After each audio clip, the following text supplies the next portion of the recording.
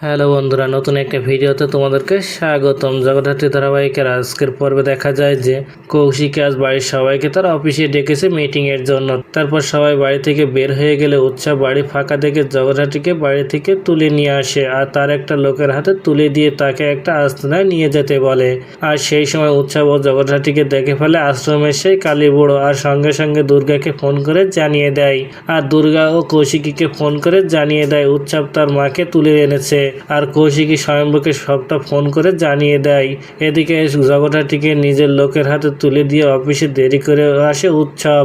আর ও দুর্গার মুখে সবটা শুনে উৎসবকে থাপ্পড় মেরে অফিস থেকে বের করে দেয় কৌশিকী। ওদিকে কৌশিকী স্বয়ম্ভুকে নিয়ে নিজ জগদ্ধাত্রীকে উদ্ধার করতে আসলে এসে দেখে দুর্গা আগে থেকেই এসে তার মাকে উদ্ধার করেছে।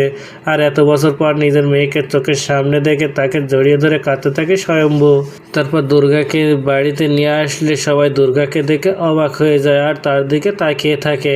আর ওদিকে উৎসব পালাতে গেলে তাকে ধরে ফেলে মেনান আর উৎসবকে নিজে অ্যারেস্ট করে নিজের ডিপার্টমেন্টে নিয়ে চলে আসে স্বয়ম্ভু।